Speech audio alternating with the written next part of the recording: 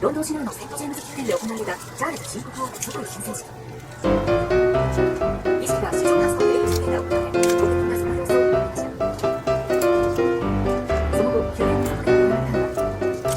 位が行われたのは、新国王即位を祝う国歌斉唱。その歌詞はこれまでのクイーンからキングへと変更されていました。私たちにとって初めての出来事ですが、威厳のある儀式が素晴らしい。およそ70年ぶりとなる新たな年。しかし、その即位について、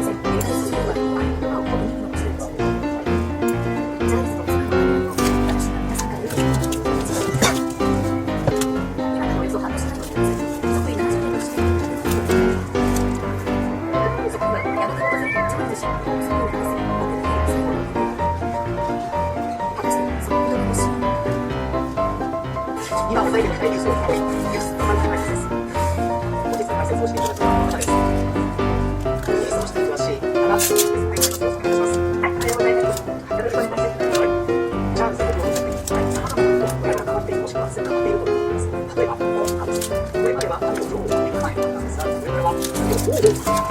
を変えてしまうと存在感が全然違うじゃないかと思うんですね。その歌詞持っているものが出てきました。あとはこの地でですね、肖像が使われていたんですが、これからがそしてこちらの今まで通常にシータが出ていた話を提出するにこれからはこれを取り壊すということで、新たに作る部分がチャールズ・コードの回収集していくことが変わってくるんですね。ただ、全てが消費での監督ではどうやらないかもしれない。この中国発の歴史なんですけれども、メディアの方に仕事を譲れ、DSPが主にスティックを支持しているということですが、実はこの継承10位で第1位がチャールズ・カリー彼女に対して第2位がメディアの王子に書いてますが、3位に譲れた問題話を発表していたメディアの最初のトップは、誰がしながらチャールズ・コードの長官でいらっしゃいます。では、なぜこのメディアの王子に王子に声が多いのか、その背景には、王室最大のスキャンダルと言われたチャールズ・コードの内容などの法的な説明。さらに私は、この責任をメディアの王子の25個、確かに、何が決めた上なのか説明すると、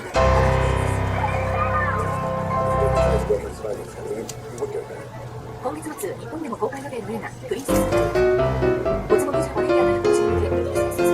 その壮絶な人生を追った世界初のアニメーションドキュメンタリーになっています。当時20歳という若さでロイヤルファミリーの一員となったダイヤのその姿は世界70カ国以上で中継され、世紀のロイヤルウェディングとして世界中の注目を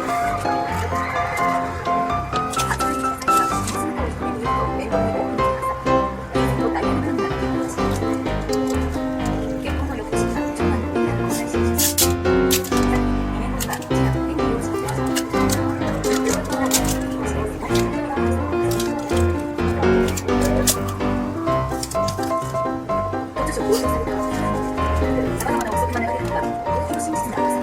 ま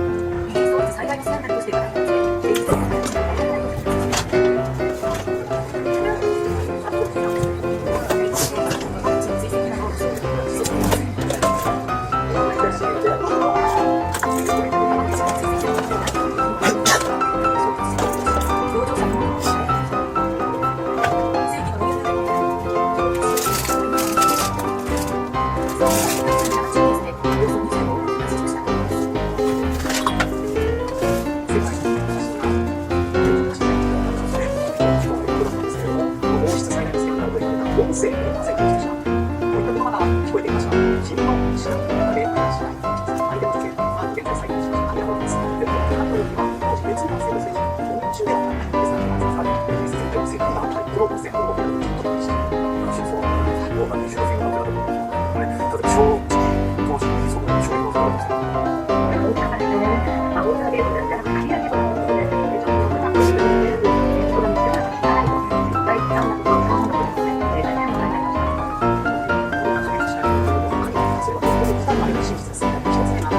結婚11年前。チャールズ・コードとダイヤのことが11年前に現在の彼らの人は知り合っています。いい人として恋人関係。ただ、恋人関係の後に彼らを別の男性とその後結婚するんです。彼らの親密な関係は継続する。さらに、チャールズ・コードがダイヤの人と結婚をする際、結婚の相談について彼らをオフにしていた。それ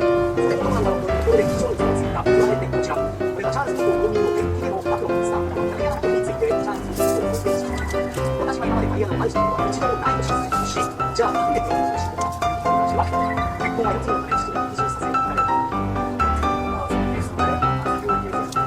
本当に中学生と難しいことを本当に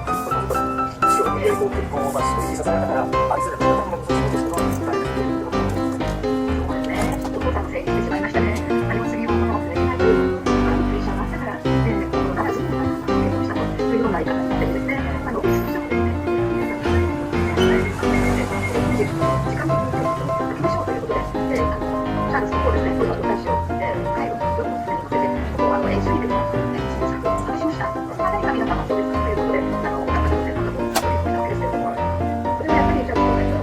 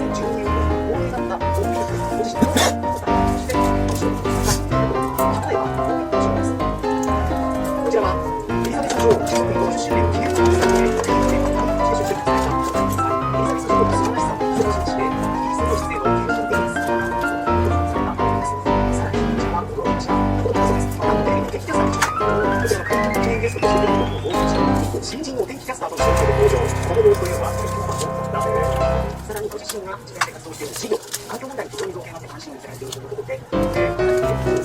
樹園ですとか、消費者というのが持続可能な原発開発といったことでの機会があって、環境対象の仕事をする。